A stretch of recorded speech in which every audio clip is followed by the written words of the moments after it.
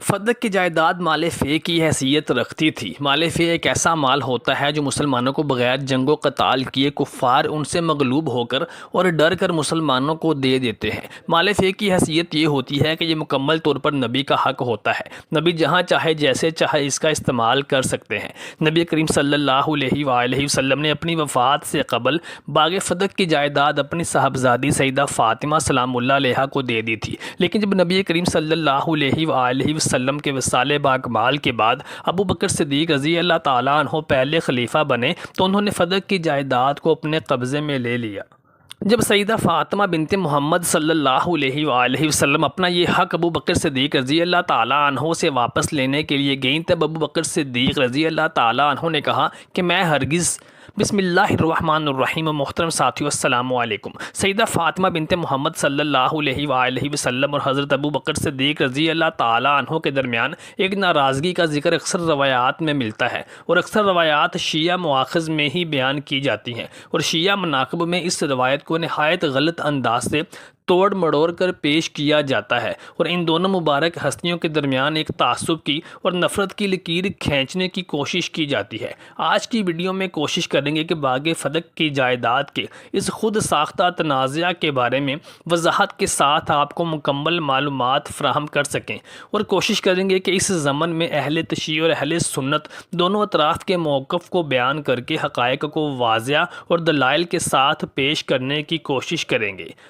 محترم دوستو، فتح خیبر کے موقع پر یہودیوں سے ان شرائط پر صلح ہو گئی تھی کہ اہل فدق کے مال اور اسباب اور زرعی زمینیں یہودیوں کے پاس ہی رہیں گی، مسلمان ان کو تحفظ فراہم کریں گے۔ یہودی ہر سال اپنی کل آمدنی جو ان زمینوں سے ہوا کرے گی اس کا نصف مسلمانوں کو دیا کریں گے۔ 7 ہجری میں فدق کی اراضی سے آنے والی آمدنی 24,000 دینار سالانہ تھی۔ سنن ابی داؤد کی روایت کے مطابق 99 ہجری میں حضرت عمر بن عبدالعزیز رضی اللہ تعالیٰ عنہ کے دور خلافت میں فدق کی آمدنی 40,000 دینار تک جا پہنچی تھی۔ نبی کریم صلی اللہ علیہ وآلہ وسلم کی وفات کے بعد حضرت فاطمہ علیہ السلام نے ابو بکر صدیق رضی اللہ تعالیٰ عنہ سے اپنی اس فدق کی میراث کا مطالبہ فرمایا۔ اس موقع پر ابو بکر صدیق نے سیدہ فاطمہ سلام اللہ علیہا کو نبی صلی اللہ علیہ وآلہ وسلم کی وہ روایت مبارکہ سنائی کہ ہماری میراث تقسیم نہیں ہوتی بلکہ ہم جو کچھ چھوڑ جائیں وہ صدقہ ہے، البتہ آل محمد اسی مال میں سے اپنی ضرورت پوری کرتی رہے گی، اور خدا کی قسم جو صدقہ رسول اللہ صلی اللہ علیہ وسلم چھوڑ گئے ہیں اس میں کسی قسم کا تغیر میں نہیں کروں گا۔ جس حال میں وہ نبی صلی اللہ علیہ وسلم کے زمانے میں تھا اب بھی اسی طرح سے رہے گا۔ اس میں وہی طرز عمل میں بھی اختیار کروں گا جو نبی صلی اللہ علیہ وآلہ وسلم کی زندگی میں تھا۔ اس پر سیدہ فاطمہ سلام اللہ علیہا راضی ہو گئیں۔ امام بہقی کی سنن الکبریٰ میں حضرت امام عامر شعبی سے ایک روایت ہے جس میں واضح طور پر موجود ہے کہ جب حضرت سیدہ فاطمہ سلام اللہ علیہا مرض میں مبتلا ہو گئی تھیں تو حضرت ابو بکر صدیق رضی اللہ تعالیٰ عنہ تشریف لائے تو حضرت علی رضی اللہ تعالیٰ عنہ اور فاطمہ سلام اللہ علیہا کی اجازت سے گھر کے اندر تشریف لے گئے تھے، اور دوران گفتگو حضرت ابو بکر صدیق رضی اللہ عنہ نے یہ فرمایا تھا کہ میں نے جو کچھ بھی کیا ہے وہ اللہ تعالیٰ کی مرضی سے اور اس کے رسول صلی اللہ علیہ وسلم کی مرضی اور آل رسول کی خوشی اور جستجو کی خاطر کیا ہے۔ اس گفتگو کے دوران سیدہ فاطمہ سلام اللہ علیہا نے حضرت ابو بکر صدیق رضی اللہ تعالیٰ عنہ سے خوشی اور رضامندی کا اظہار فرمایا تھا۔ محترم ساتھیو، شیعہ عالم اون محمد نقوی اپنی تصنیف دارالحسنین میں لکھتے ہیں کہ حضرت عائشہ صدیقہ رضی اللہ تعالیٰ عنہ نے فرمایا کہ نبی کریم صلی اللہ علیہ وسلم کی صاحبزادی سیدہ فاطمہ رضی اللہ تعالیٰ عنہ نے ابو بکر صدیق رضی اللہ عنہ کے پاس کسی کو بھیجا اور ان سے اپنی میراث کا مطالبہ کیا۔ نبی کریم صلی اللہ علیہ وسلم کے اس مال سے جو آپ کو اللہ تعالیٰ نے مدینہ اور فدق میں عنایت فرمایا تھا اور خیبر کا جو 5واں حصہ رہ گیا تھا۔ ابو بکر صدیق رضی اللہ تعالیٰ عنہ نے یہ جواب دیا کہ نبی صلی اللہ علیہ وآلہ وسلم نے خود ہی ارشاد فرمایا تھا کہ ہم پیغمبروں کا کوئی وارث نہیں ہوتا، ہم جو کچھ چھوڑ کر جائیں وہ سب صدقہ ہوتا ہے، البتہ آل محمد صلی اللہ علیہ وسلم اسی مال سے کھاتی رہے گی، اور میں اللہ کی قسم جو صدقہ نبی صلی اللہ علیہ وآلہ وسلم چھوڑ گئے ہیں اس میں کسی قسم کا تغیر نہیں کروں گا۔ جس حال میں وہ آپ صلی اللہ علیہ وسلم کی زندگی میں تھا اب بھی ویسے ہی رہے گا، اور اس میں اس کی تقسیم وغیرہ میں بھی وہی طرز عمل اختیار کروں گا جو نبی کریم صلی اللہ علیہ وآلہ وسلم کا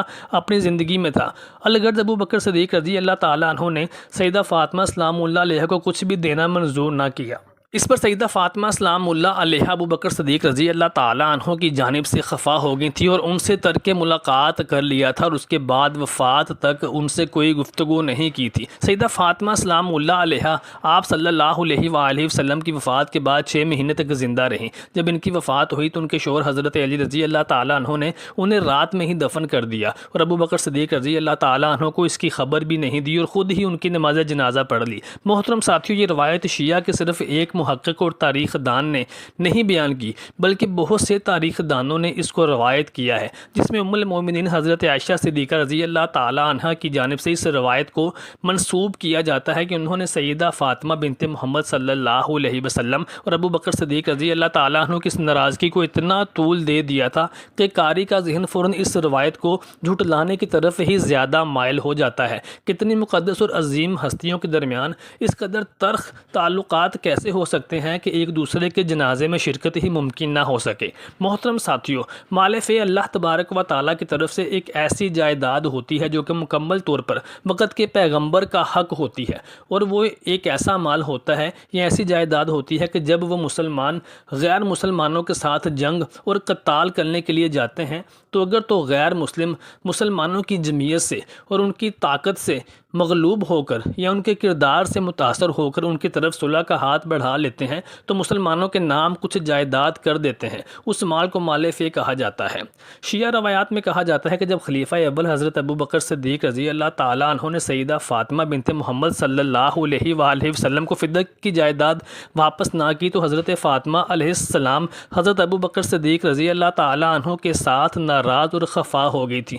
اور پھر اپنی ساری زندگی ان سے ناراض ہی رہی تھی، اور کچھ ناعاقبت اندیش یہ دلیل اس زمن میں پیش کرتے ہیں کہ حضرت ابو بکر صدیق رضی اللہ تعالیٰ عنہ کو سیدہ فاطمہ بنت محمد صلی اللہ علیہ وسلم نے اپنے جنازے میں شریک نہ ہونے کی بھی وصیت کی تھی، لیکن کسی بھی صحیح اور مستند راوی نے اور تاریخ دان نے ان دونوں باتوں کی تصدیق نہیں کی، کیونکہ اگر دونوں نفوس قدسیہ کے درمیان کوئی ایسی ویسی تلخ بات ہوتی تو تاریخ کے مختلف مکاتب فکر سے تعلق رکھنے والے علماء کرام، آئمہ، مفسرین اس پر ضرور روشنی ڈالتے، لیکن صرف شیعہ مواخذ میں ہی اس طرح کی روایات ملتی ہیں کہ خلیفہ اول حضرت ابو بکر صدیق رضی اللہ تعالیٰ عنہ اور دختر رسول اللہ سیدہ فاطمہ سلام اللہ علیہ کے درمیان ساری زندگی رنجش اور ناراضگی رہی تھی، لیکن اہل سنت کے علاوہ اور بھی دیگر مورخین اس بات پر متفق ہیں کہ خلیفہ اول حضرت ابو بکر صدیق رضی اللہ تعالیٰ عنہ اور سیدہ فاطمہ سلام اللہ علیہ کے درمیان یہ ناراضگی تا دیر قائم نہیں رہی تھی، بلکہ وقتی طور پر ان دونوں ہستیوں کے درمیان ناراضگی ضرور ہوئی تھی، اور بعد میں سیدہ فاطمہ سلام اللہ علیہ نے ابو بکر صدیق رضی اللہ تعالیٰ عنہ کو معاف کر دیا تھا، اور یہیں پر حضرت علی رضی اللہ تعالیٰ عنہ کا سیدنا ابو بکر صدیق رضی اللہ تعالیٰ عنہ کی خلافت کی بیعت نہ کرنے کا سبب بھی اسی ناراضگی کو قرار دیا جاتا ہے۔ چونکہ ابو بکر صدیق رضی اللہ تعالیٰ عنہ نے حضرت علی رضی اللہ تعالیٰ عنہ کی زوجہ سیدہ فاطمہ سلام اللہ علیہ کا حق غصب کر لیا تھا، اس لیے حضرت علی رضی اللہ تعالیٰ عنہ نے ان کی خلافت کی بیعت نہیں کی تھی، جبکہ اس کے پیچھے جو مستند اور صحیح روایات ہیں وہ یہ ہیں کہ حضرت فاطمہ سلام اللہ علیہ نبی صلی اللہ علیہ وآلہ وسلم کی وفات کے بعد نہایت علیل اور بیمار ہو گئی تھیں، اور حضرت علی رضی اللہ تعالیٰ عنہ نے عام مسلمانوں کے ساتھ ملاقات اور میل جول ختم کر دیا تھا، اور اپنی اہلیہ سیدہ فاطمہ سلام اللہ علیہ کی تیمارداری میں ان کی خدمت گزاری میں مصروف رہا کرتے تھے، اور نبی صلی اللہ علیہ وآلہ وسلم کی وفات کے محض 6 مہینے کے بعد جب سیدہ فاطمہ سلام اللہ علیہ بھی وفات پا گئیں تو حضرت علی رضی اللہ تعالیٰ عنہ نے حضرت ابو بکر صدیق رضی اللہ تعالیٰ عنہ کو اپنے گھر بلوا کر ان سے اپنی ناراضگی کا اظہار کیا تھا کہ جب آپ نے سقیفہ بنی سعدہ میں پہلے خلیفہ کے چناؤ کے لیے میٹنگ کی تھی تو اس کے لیے ہم سے مشورہ کرنا گوارا کیوں نہ کیا گیا، جس پر ابو بکر صدیق رضی اللہ تعالیٰ عنہ کو اپنی غلطی کا احساس ہوا تھا اور وہ رنجیدہ خاطر اور افسردہ ہوئے۔ ان کو یوں افسردہ اور رنجیدہ خاطر دیکھ کر حضرت علی رضی اللہ تعالیٰ عنہ نے ان سے کہا تھا کہ میں آپ کی خلافت کی بیعت تمام مسلمانوں کے سامنے مسجد نبوی صلی اللہ علیہ وآلہ وسلم میں کروں گا، اور پھر اسی دن حضرت علی رضی اللہ تعالیٰ عنہ نے مسجد نبوی میں تمام مسلمانوں کے سامنے حضرت ابو بکر صدیق رضی اللہ تعالیٰ عنہ کی خلافت کی بیعت کر لی تھی، اور یہی نہیں بلکہ حضرت ابو بکر صدیق رضی اللہ تعالیٰ عنہ کی پوری زندگی میں حضرت علی رضی اللہ تعالیٰ عنہ ان کے شانہ بشانہ ہمیشہ ان کے ساتھ کھڑے رہے اور ان کو اپنے اہم مشوروں سے بھی نوازتے رہے۔ بلکہ یہی نہیں، جب منکرین زکوٰۃ کے خلاف جہاد میں خود شرکت کرنے کے لیے ابو بکر صدیق رضی اللہ تعالیٰ عنہ جنگ میں شریک ہونے کے لیے نکلنے لگے تو حضرت علی رضی اللہ تعالیٰ عنہ ہی وہ واحد صحابی تھے جنہوں نے آگے بڑھ کر حضرت ابو بکر صدیق رضی اللہ تعالیٰ عنہ کو جنگ میں شریک ہونے سے روک دیا تھا اور کہا تھا کہ اگر اس مشکل اور کڑے اور نازک وقت میں آپ اس جنگ میں شرکت کے لیے جائیں گے اور آپ کو کچھ ہو گیا تو مسلمان کبھی بھی اس نقصان کا ازالہ نہیں کر پائیں گے۔ چنانچہ حضرت علی اور سیدہ فاطمہ سلام اللہ علیہا اور ابو بکر صدیق رضی اللہ تعالیٰ عنہ کے درمیان غلط شکوک و شبہات ڈالنے والی روایات کو کاذب اور متروک قرار دیا گیا ہے۔ اللہ تعالیٰ سے دعا ہے کہ اللہ تعالیٰ ہمیں نبی صلی اللہ علیہ وآلہ وسلم کے تمام صحابہ کرام اور اہل بیت کی عزت اور تکریم کرنے کی توفیق عطا فرمائے اور ہمیں نبی صلی اللہ علیہ وآلہ وسلم کی بروز محشر شفاعت نصیب فرمائے۔ محترم ساتھیوں، کمنٹ سیکشن میں اپنی رائے سے آگاہ کرنا مت بھولیے گا۔